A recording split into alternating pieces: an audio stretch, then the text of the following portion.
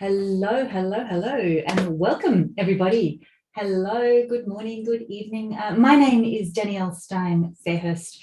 I am a financial modelling specialist and I'm coming to you from Sydney, Australia, where it is the middle of winter and it's evening. And we are joined today by Sue Bays, who is coming from summertime in England. How are you doing, Sue? It's raining. Oh, don't spoil my illusion. The sun is trying to come out this morning, but hello to everyone. And I've just seen one of my students that I taught maybe 5-6 years ago in the UK has joined. So a special hello to Jordan. Oh, He's taken the role of moving into data analysis as well. So that's a real treat for me. It's so good when you see somebody stick around like that in the field.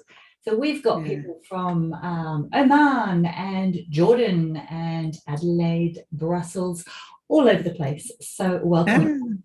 Yeah, so for those of you who are joining us live, you would have seen that there is a chat. So feel free to just jump on there and say whatever comes to mind there. There's also a Q&A section. So if there are any particular questions that you have for Sue as we go through, feel free to pop those in there. So use either the Q&A or the chat. So yeah, welcome everybody. So as I said, I'm a financial modelling specialist. So what I try to do, what I really enjoy is bringing speakers from all over the globe who are of interest to the financial modelling community. So Sue is a data specialist. So she kind of specializes in everything to do with data. She's Microsoft certified data analyst associate, Power BI and Excel developer. And what she's planning to take us through today, I'm sure she'll introduce herself a lot better than I just did, but is to sort of, for us who are coming from, I think most of the people who are joining here today are coming from an Excel background, and as financial modelers,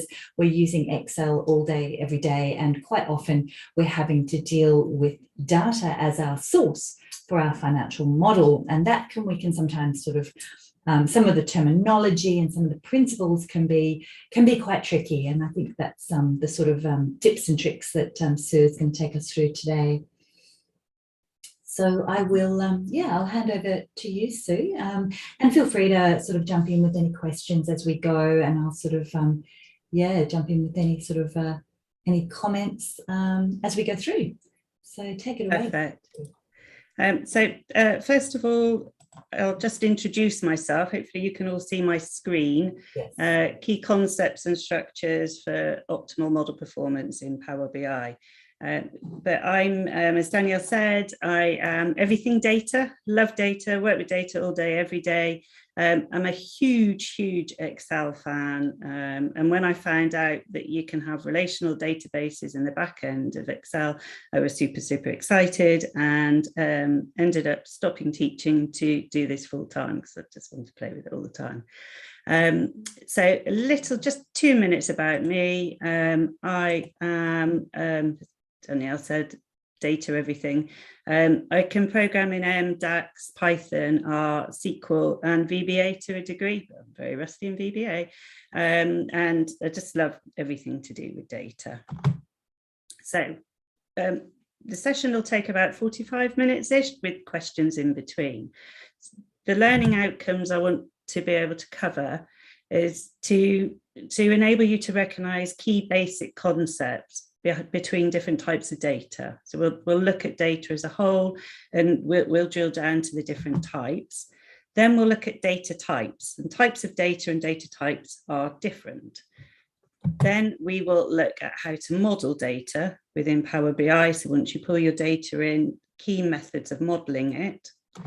We'll then look about what is meant by normalized data. Once you start looking at modeling data, you'll hear this term normalized.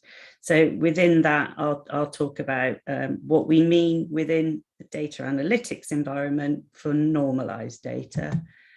A little bit about a star schema. You'll hear this term a lot, so I'll explain what it is.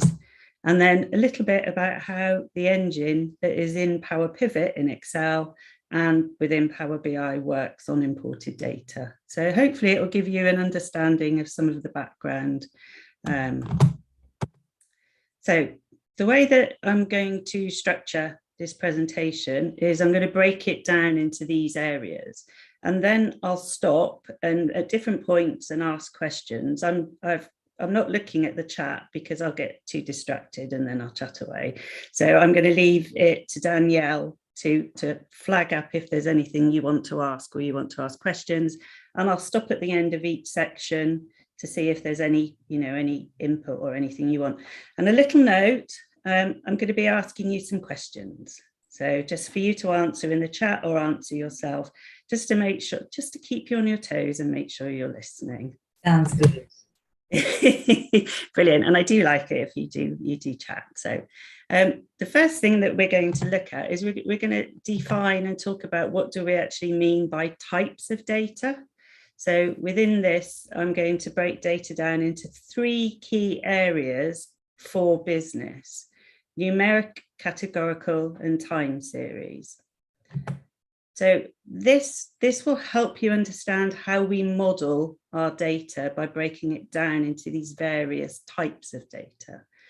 So one of the key things in, being financial models, you'll be all over this, is numeric data. So when I define numeric data, I mean data that represents measurements or values.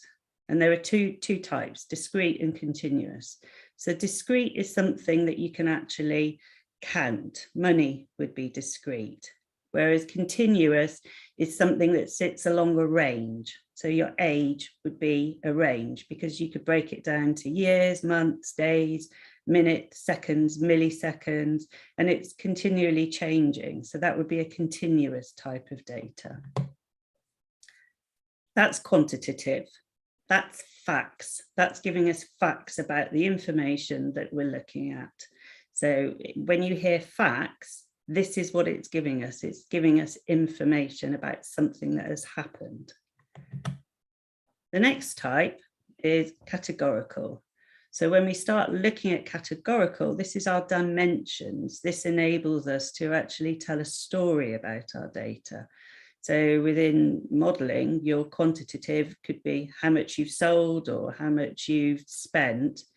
And then what gives it its meaning and its understanding is when you might think upon each month and then compare this month to last month, or this quarter to last quarter, or this person to that person. And this is where the dimension, the categorical data fits in. So we can have things like, I've just put some examples there: gender, marital status, home, month, year, and these are our dimensions. And we call this our qualitative data. So qualitative. So quantity, count, qualitative, describes. In the same way that we have our numeric data, we also have, and it's broken down to discrete and continuous, our categorical data is broken down into nominal and ordinal. So nominal is this, where if we look at hair color, there's actually no order. It just is. Hometowns, they don't have an order. But if you start looking at calendar, year, month, etc., they have an order. Job hierarchy, it has an order. And when you come to actually visualize your data, you have to consider the order that it's in, because if we were to display months on an axis, we wouldn't want it in alphabetical order. They have their own key ordinal value, which we specify so that we get January, February, March, etc. So it's something you need to consider when you're actually modeling your data, is that if you have categorical data, you need to be able to order it according to the specified order. So little questions for you now, 2 charts. So for the first one on the y-axis, and I always remember Y to the sky, that's coming from my primary school many, many years ago. Y-axis, Y to the sky. So what type of data have we got on our y-axis? And I'll let Danielle have a look at the chat for me. I've got 11 in there now, so I'm expecting to see that go up with a few people putting some questions in. So on our y-axis, what have we got? We've got Yeah, Matha's saying categorical, numerical, and Henry saying numeric. Yeah, so it's measuring, it's measuring our numeric data because it's giving us a count of that data. Continuous, yeah. Numeric, so continuous, yeah. On our y-axis, this is discrete. Now, on our x-axis, along here, because you'll have a certain number of customers, that won't change. But along here on our y-axis, what will this be? So that's categorical. Yeah. Yeah. Laurie is. So we have our discrete is here, and along here, it's continuous, but it's giving us some information about the category. So and I think with our models, we often work with data like this, and we tend to, I think, sort of intuitively do it, but we don't necessarily always think of it in those terms. So especially when you're charting like this, I think it's important to distinguish. To see, so it's continuous data, but it's actually acting as a category to put it in. So again, this is another type of data that we have. We have along here, it's quite simple. We've got on our x-axis, we have our categories. And then on our y-axis, we have our numeric discrete data. Discrete and category, yeah. So it's the terminology that sometimes we use. And then again, we have our amount by category, where we have our categories along our x-axis, and then the amount going along our y-axis.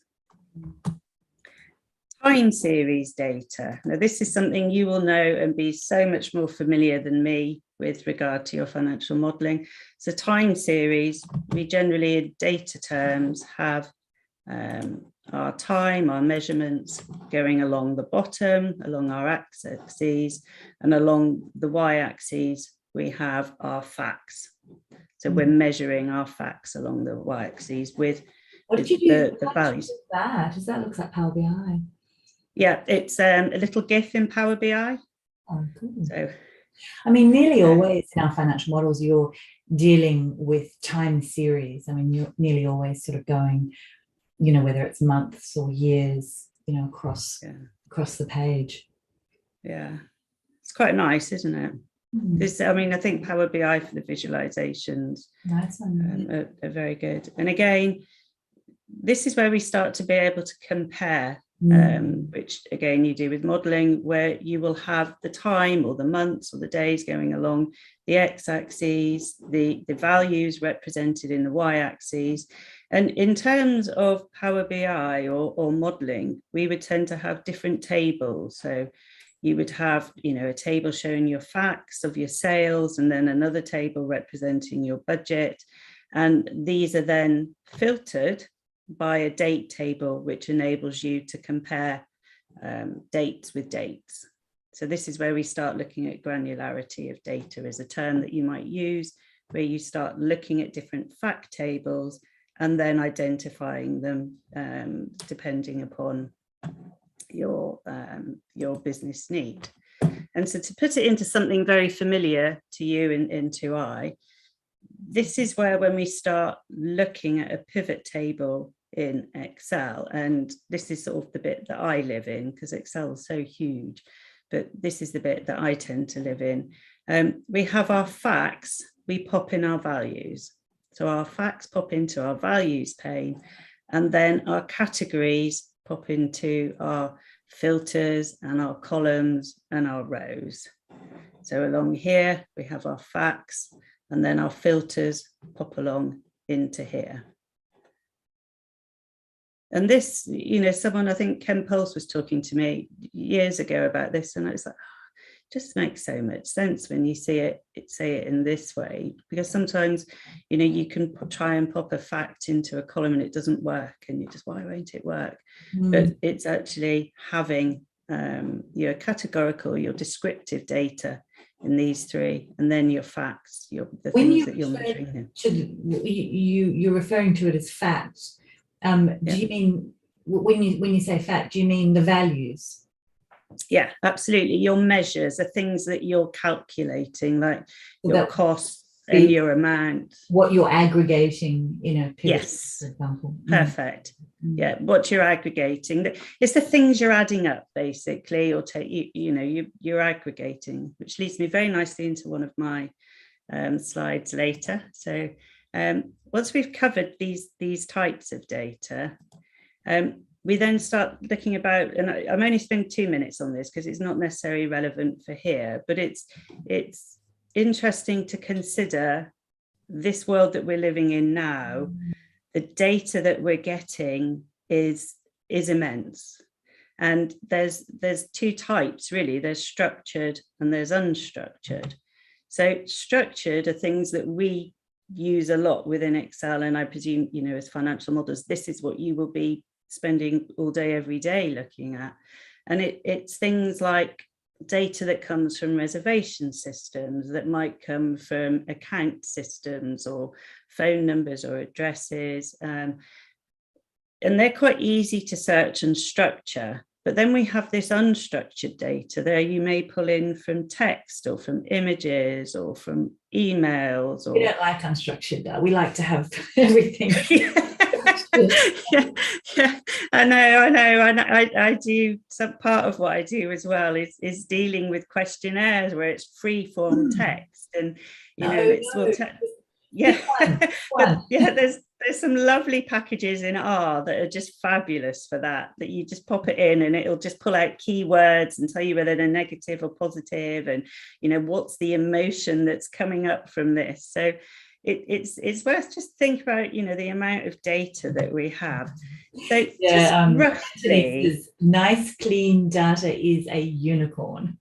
Yeah, that is so true. About 80% of what I do is cleaning data to get it to this really nice, tidy, hold on to this word, tidy structured data. So roughly, what do you reckon? What percentage of data is unstructured? Roughly. Most of it. Yeah. 80% people are saying 99. Wow. Yeah, 80, 99. Well, this is probably a year old or something now, but it's estimating that about 20% of our data is actually structured. I think this is out of date now, so we're more likely 90, I would imagine. But it's really, really high. And this is where some of the really hardcore data analytics packages and programs come in, because they just chew it up.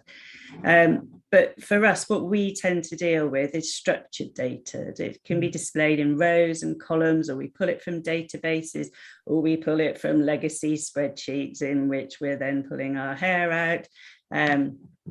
It's generally numbers, dates, strings equals text. It requires less storage because we can break it down and compress it, and it's easier to manage and protect with legacy solutions. So just a little bit. So this is probably something that you see all the time. So it's very structured in that we can see what it is, but it's not tidy. And tidy comes from R. R is a language that is used for statistical analysis. And, you know, they just write things in such amazing ways. So basically, this is structured, but it's not tidy. So what do I mean by that? This is also structured, but it's not tidy. And again, you must have seen this so many times. So within here, you'll notice that all of the months are going along there, and we have our different expense categories. So hard to work with, isn't it, when you've got... Yeah, it's really hard. And actually, this doesn't work for us as data analysts. The holy grail of what we are trying to achieve is this. It's tidy. Every column is one thing, is one variable. So within here, we've got all of our dates. Every row is an observation. So it's one thing that happened. And every cell holds a single value, not a value with commas or spaces, or it's a single value. And this, as data analysts, is what we're looking for. So it's the difference here. This is the same type of spreadsheet as I showed before, is that the date has been unpivoted and put into one column. And that's what we're aiming for. I can see the chat is at 21. Is there anything you want? Should I stop and answer any questions? No, it's Jordan's just saying unpivoting columns is a beautiful thing. And it is. And I would say it's probably one of the critical things you need to be able to do, is to understand how to pivot and unpivot. Power Query for that. It was Power Query. Discovered that. Yeah. Absolutely. Yeah, it does. It just changes it, because once we unpivot the columns, then what we can actually do is we can set data types. Now, this is probably, it ranks alongside unpivot and pivot, if not more or anything. This is the critical thing. Each column should be a specific data type. And this is where, when we're dealing with Excel spreadsheets that we're pulling in that have been created, because within Excel you can put something in any cell in anywhere, there isn't the same element of data validation if you're entering into a database. If you're entering something into SQL Server, that field usually has a data type assigned to it, so you can only enter that type of data into it. So this is, this is what will cause errors all over the place. And you think, why does this even matter? And this is me sat trying sometimes to work things out. I'm just showing off now. There's a new thing in PowerPoint, in Power BI, where we can embed a Power BI report into PowerPoint. So this is PowerPoint, and in it, I have a Power BI model, which you can actually interact with in PowerPoint. Wow. It's lovely, so lovely. But the only reason, so you can just click on it, just like that, and it just interacts. So if you're giving a live presentation. Yeah, so you could give a live presentation, and the beautiful thing is you can have many different Power BI reports in your presentation. So you can have your text, your discussions, and then you can pull it up and you can go, you can just link from different things, and it's just lovely. So to be able to achieve something like this, we have to, let me just go back one, we have to get to this. We can't get this until we have a tidy data set. So to get a tidy data set, we go back to our one column for one thing, one row for an observation, one cell for a value. Then we specify our data types. And our data types are these, and this is within all programming, not just Power Query or Power BI. Our data types basically generate into a string, and a string is text, an integer, a whole number, or well, you can read these, but it basically gives you an idea of each column should be a specific data type. Now, why that matters. The old Access days when it used to. Yes, absolutely. So I'm just going to flip over now to this. So this is in Power BI because this is my comfort zone, but it's actually exactly the same Power Query as you have in Excel. So just to prove it, so this is my Excel database. If I just click edit, it's it's the same Power Query that you use within Excel. So let me just move that out of the way. And this is what I really, really love, is that you can use Excel and Power BI together, because you have different needs for different things.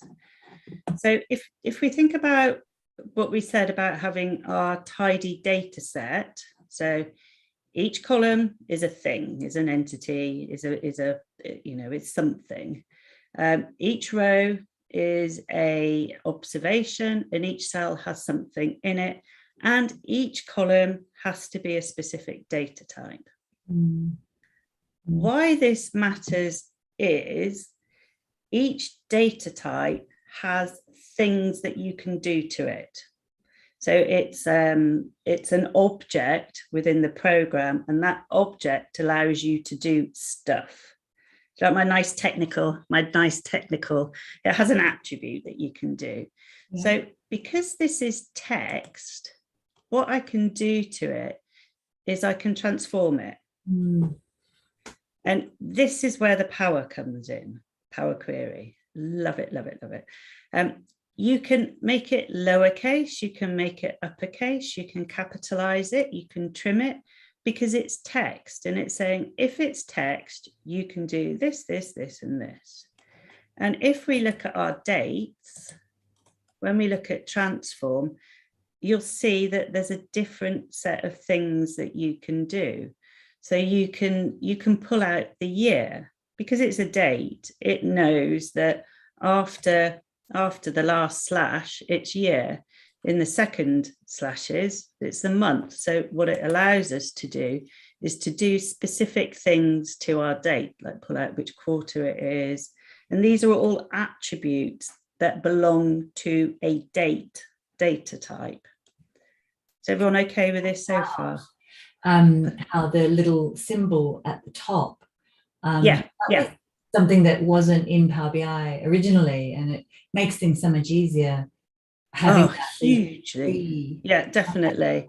And I'll go into this bit as well, because this is really critical. And then when you look at the delivery region, because it's a number, you can actually, there are things that you can do to numbers that you can't do to text, because you can't add up text, because if you add up text, it has no value, it has no meaning. But if you add up a number, then it gives you meaning. So these are all attributes of that specific data type, which is why it's incredibly important to specify the data type and only have that data type within that column. Can you just explain what the little charts at the top? This is, so they've brought this in maybe a year ago or something, and you have got it in Excel. And the way you get to it is you click on view, and you want it to show your column quality, column distribution, and column profile. Now, if we look at delivery region index, what you'll see is that it's based on the top 1,000 rows, because Power BI or Excel, I think Excel does 1,000 as well. It looks at the top 1,000 and it makes a judgment based on those first 1,000 rows. You can change it, so you could say, look at the whole data set if you want. But this gives us so much information, because what it shows us is within this column, for example, there are 85 distinct values. So there are 85 values. None of those values are unique, which means they're repeated. And so here, when we look at warehouse code, this shows us that we've got 4 distinct values. None of them are repeated. And here, this gives us in Python, and it's the descriptive statistics about that particular column. And so it tells us, we're only looking at the top 1,000. And are there any errors? Are there any empty? How many distinct values are there? How many are unique? How many are empty? What's the min and what's the max? So if we look at, let's look at a number. So if we look at unit cost, we can see, I should be able to pull it out, but we can basically see the minimum value and the maximum value and what the average is. So this gives us our descriptive statistics about that particular column, which is really, really handy. And then the other thing here, and it shows you how it's grouped. So quite often, you know, if I've got an error or something, or I think, well, why have I got 2 of those when it should only be 1? I can have a look and I can see how many there are. And then these 3 little dots here, if you click on these, you can tell it what to group it by. So if I wanted to look at my order date and click on group by here and group by month, shows it by month. How cool is that? It's very cool. So this shows us basically, it shows us the makeup of the data that is within our column. And this is really important because this is how Power BI and Power Pivot work. So it's something that I'm going to come back to this as well to explain why it's so important. But it's brilliant because it shows you a breakdown of your data and it shows you errors, validity, and basically the descriptive statistics of the elements within your data. Are there any questions before I move to the next bit? Yeah, there's a lot going on in the chat. I'm trying to work out the question.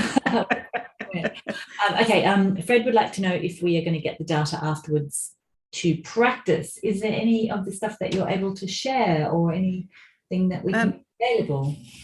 Yeah, let me check with, this is an enterprise DNA model. So let me just check with Sam to make sure he's happy for me to give you the data set. Oh, really? So if, wow. Yeah, okay. So if you belong to enterprise DNA, I can, you'll find this is in their financial reporting model. But I'll just check with Sam and make sure he's happy for us to do that. Send it, whatever you're able to. And in fact, what I've done is I've done it in Excel. So I've taken out this and I've made a smaller version in Excel. So I'm sure he'd be happy for me to give you the Excel version because it's, but yeah, it's part of the enterprise DNA. But yeah, the recording tomorrow. Got any more before I? We've just a comment about the confusion between the age-old issue of the American and European dates, and note to be careful of that. From Lou. So within Power BI, if you want to transform, so you change type, we've got using locale. So the way that we pull it in, the way that it pulls it in as default is based upon the location settings in your software. But if you're pulling it in from another country that uses a different type, then what you can do is you can say, pull it in, but use the locale that is required for the States or Australia, and it knows then that actually the data is going to be formatted so that, in the UK we have day month, but in the States it's month day. What is it in Australia? Same as UK. Same as UK. And everywhere, and the rest of the world. It's just American. So it's that using locale, so you can actually specify because dates are and when you've got Excel spreadsheets where people type it in, and some people write, and there's no data validation. Like many happy hours trying to convert. You're just like, so that's my other tip as well. So if you're dealing with really messy data and you think, well, there's no errors, that's because it's based on the top 1,000. So, if you've got a really messy data set, then get it to show you everything, and then that's where your errors might come in. So what I've shown you is the data types that are the most common. these are just the icing on the cake. And when you start, like we've said, clean data is a unicorn. There is this lovely M language. And the M language, which you can get to, equals #shared. That will show you all of the functions that are used within Power Query. And I'll share this text, this little query with you. But this was developed by Melissa DeCourt. I saw her do this and I've stolen it because it's just complete genius. So what you can do is... How did you just go back a bit? Yeah, so if you create a blank query... That's really cool. That's really cool. Yeah, so if you create a blank query, so if I'll do it, this is where my demo things, if I do blank query, and I've got a copy of this in the Excel one that I'll be able to share with you, I'm sure, and you do equals #shared, then what it does is it brings up everything that there is on, so it pulls up all the functions within that you use within M. Very nice. Very cool.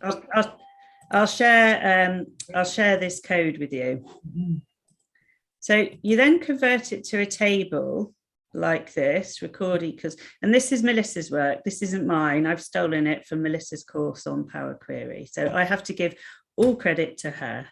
And then what I've done is I've filtered it to say text. So it shows me all of the text functions. And if you put your mouse in this white bit, look at this, it then tells you exactly what you can do with that. So it says, this is how you use it. So if I want text.replace, which is what you're doing if you've got loads of really dodgy data, it shows you how to use it.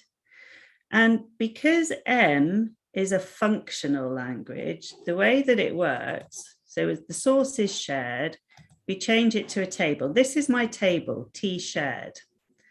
Text function says select the rows from T shared where text starts with text. So that gives me all of the text.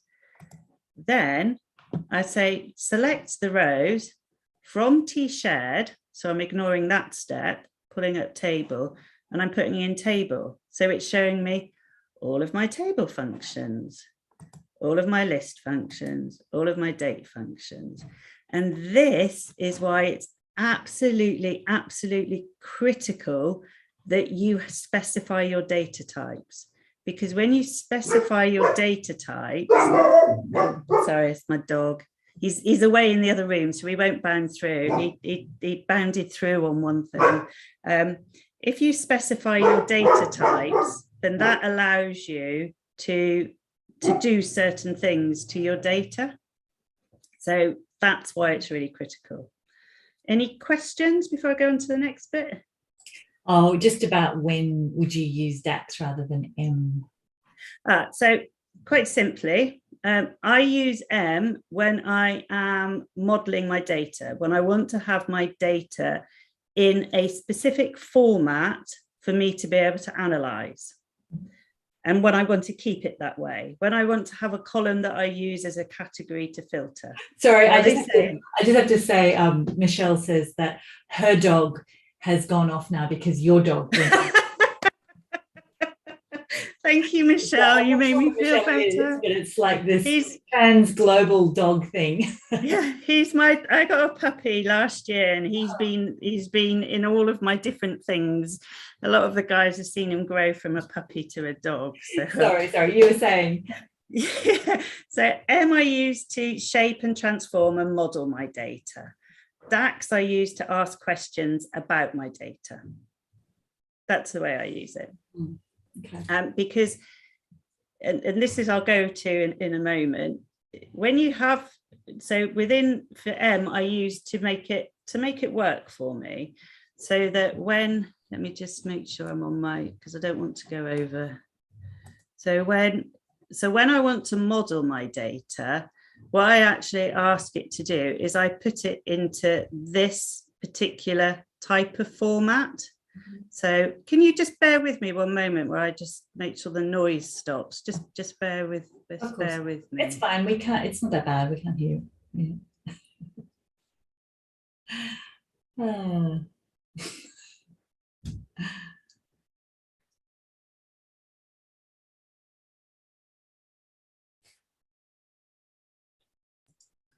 Thank you. It should stop now. So Anthony says data should be, as Matthew Roche says, data should be transformed as far upstream as possible and as far downstream as necessary. So if you can do the work in M, then do so. Yeah, absolutely. And yeah, it's very much, if you're going to model, then get your data correct. M for me is about putting your data in the correct format to enable you to create the correct model. So within this, we have then in here, we have our dimensional table. So we have, these are all of our categories. So our categories in here are our products, our regions, our dates, and our customers. And these then attach to our facts, which enable us to go back to your point of genius that you made earlier. It allows us to filter, to group, and then to express, to add things, to calculate things, to do things. So this is how we model our actual data, so that we make it, we have our category tables, and then we have our fact tables. So we filter, group, and express it. Just going back to what you were saying about facts earlier. So what do you do if you find that your data has facts in some of the other tables? Would you strip it out or just leave it there? So you're saying all of your facts need to be in the center table? Yeah. So you have, this is a very simple model. So it's just got the one fact table. What you can find is that you can have many fact tables, and they're all filtered by a dimension. So you don't want to, the way that you compare things is you want to add up what the sum of invoices are. You want to add up what the sum of sales are, but then you want to compare them by perhaps months or previous months. So your fact tables should be separate, but they are joined by a dimension table. So let me, because it is that common, hang on, let me pull up this one. This one's a bit more complex, but if you look at the dimensions here, get rid of that. You can see I've got these are the things that are going into your Excel categories. And these are your values. So if we go back to our Excel, what we have in here,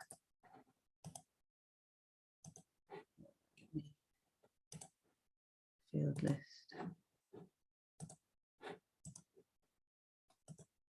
So what we can have in here is we can have our categories here, but we can have different types of values here. And these are filtered. If we look at we just go back to this one, we filter. So we filter all of our fact tables by these key dimension tables, and then we group it. So we might group it by country, and then we add it up. So your fact tables are things, they should be, I like it this way. This is a way that Rob Colley visualize it. It's almost like it flows down. So you can see it where they have them around as a star, but this is basically called a star schema.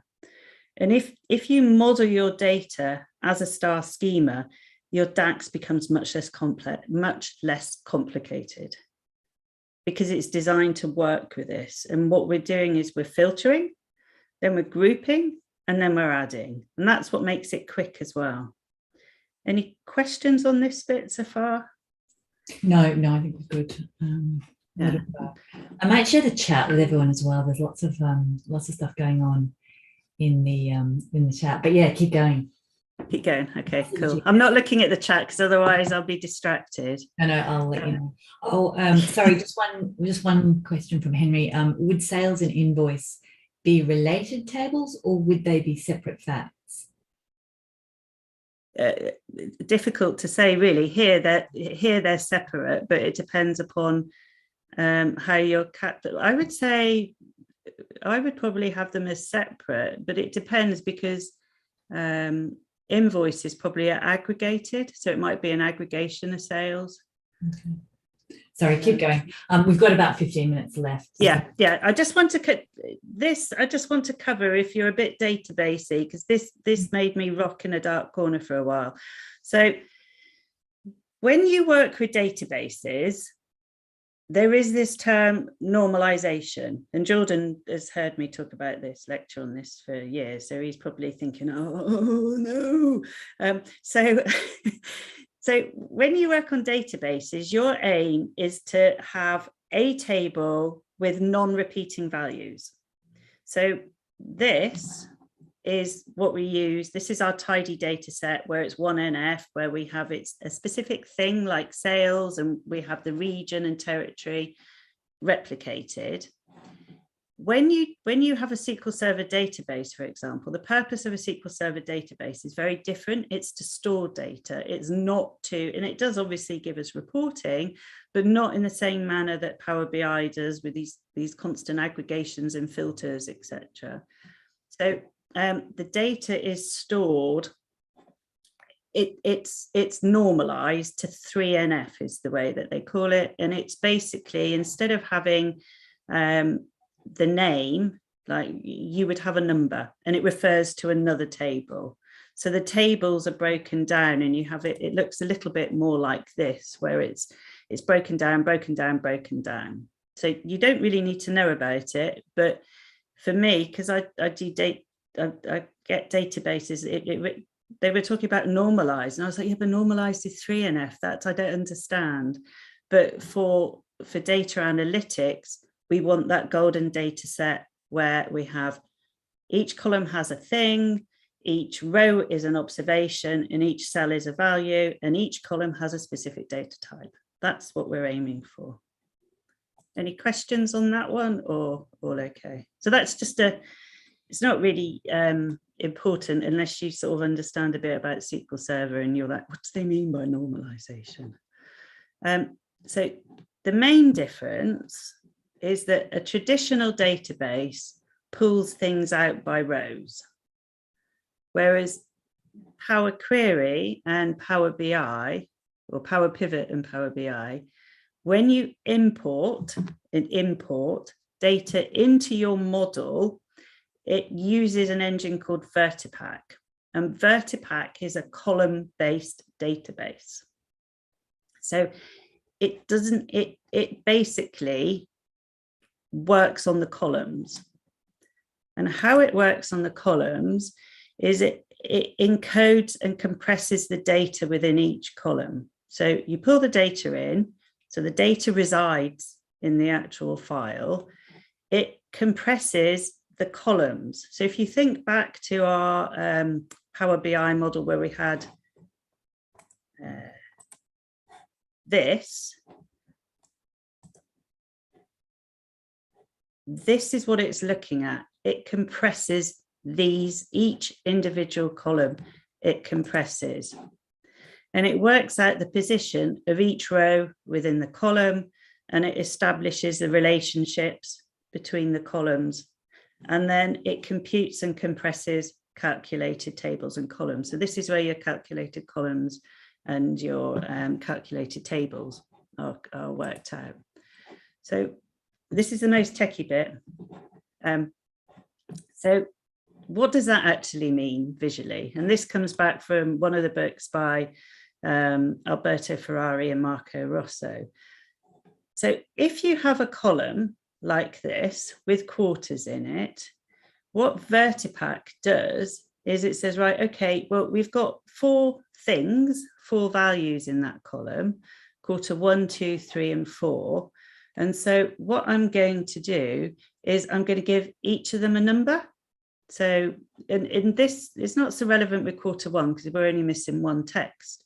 But if you had January, February, March, instead of having 10 text, characters, you've only got the 1 then, you've got 1. So what it does is it says there's only 4 values used. So therefore, for that column, all I need to do is allocate 2 bits. So 2 bits of data storage, because it's 0, 1, 2, 3, 4. So I only need 2 bits. So again, you're minimalizing the memory space required to host the values of that column. And then what it does is it uses run length encoding to say, well, that's 0, which is quarter 1. And I've got 310 of those. That's 1, which we know is quarter 2. And I've got 290 of those. So it's breaking down this column of, what was that, 3, 6, 1,300, 1,400 values to 4. And that's how the compression works. So it's breaking it down row by row. So that's why when we start looking at this is why it gets really important. And that's my techie bit done. Any questions on that? I didn't know that. I knew that it was much more compressed and much more efficient. I just didn't realize why. Yeah, so it's really, really clever. It breaks it down and it compresses it. So it says, right, okay, what's the minimum value I use? So that's where the memory storage comes in. How does it do it? And it does run length encoding. And that's why your data always needs to be in columns, rather than all the way across, because otherwise it can't use this. Because it can't do that, because it doesn't know that that column belongs to that column, which is why, as Jordan said right at the beginning, unpivoting is key. It's absolutely critical. It's key, because then it can compress and then it works efficiently. So that's how it knows which one to compress and store to get to this. I don't know, but that's the inner magic fairy dust of Vertipack. So this is my last slide, and then I'm done. So why do we need to know all of this?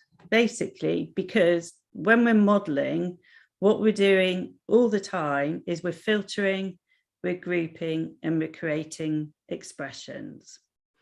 So just to finish off, optimum steps to achieve compression. And this is the DAX, the SQLBI DAX optimal, whatever it's called, DAX optimization of 2 days, in a whole course in about 7 bullet points. So please, it's more efficient, but these are the key takeouts for the end. Have a star schema. It's a no-brainer. People have tried others. Just have a star schema. Only bring in the data that you need. We can always go back and change our Power Query, but only bring in the columns you need and only bring in the rows that you need. You can go and get them again. We tend to get a bit greedy, don't we? We say, give it to me. Yeah. Oh, I can have that. I can have. No, don't, because if you bring it in, you've got to manage it. So just bring in what you need. If you want it, go back and get it. As they said in the chat, transformations as far upstream as possible. If you're pulling in data from the CRM system and there's something wrong in the CRM system, fix it in the CRM system. Otherwise, you're going to have to fix it in every single thing that you bring in from it. Be efficient with your data types and your columns. Optimize your DAX. Do a 3-day course on how to optimize your DAX. But it's, if you have a star schema, apply your filters on your columns, not your tables. And when it's good enough, stop. Vertipack is incredibly, incredibly, incredibly efficient.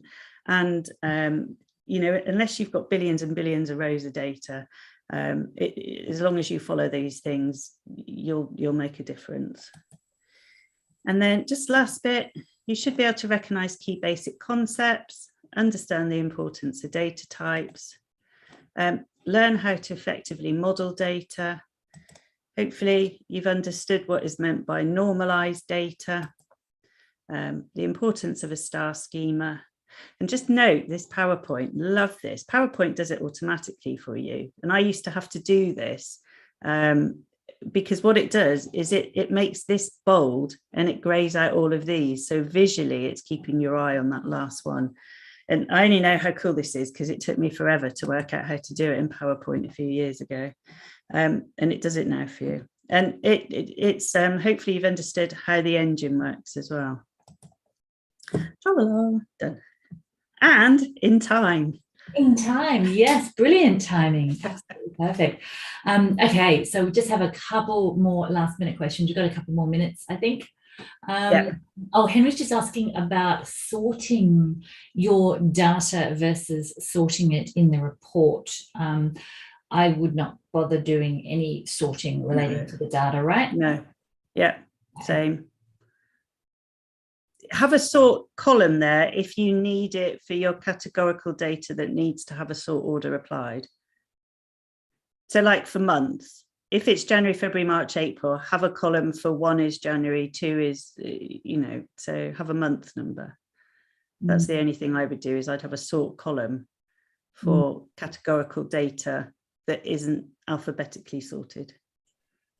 Pauline is just saying they're having an issue where they're analysing corporate credit card transactions and purchases from a supermarket chain includes a store number that represents a location. So you can then use that. So if you were to, what I'm guessing is that you can use a kind of mapping relationships with your Star Schema to allow the consolidation of all purchases from each location, or to roll that up for each sort of subcategory of each type of supermarket. Right? Yeah, as long as the data is correct, you should be able to do that. So you're grouping effectively by Coles 4564.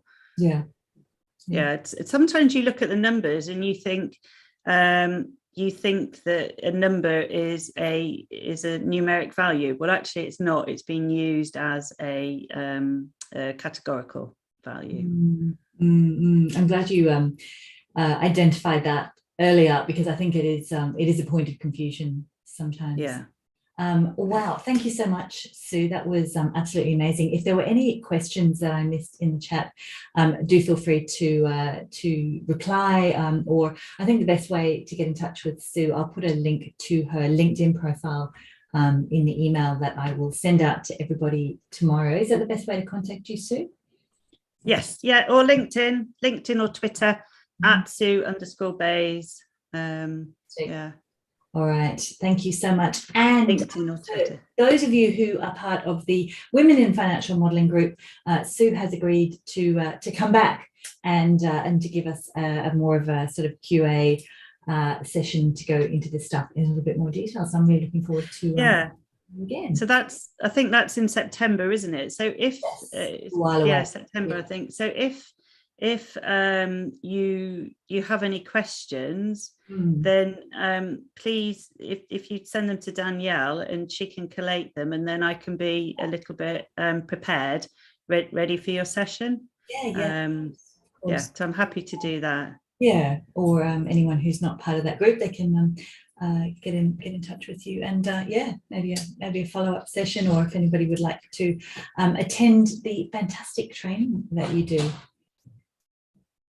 So but it's been a real joy, and have a lovely. My internet this morning died on me, so I was all prepared, and then I just. So I'm delighted that it's and only one small introduction from Sam. So I am sorry. Yeah. All right. Thanks, everybody. Lovely to have everybody online, and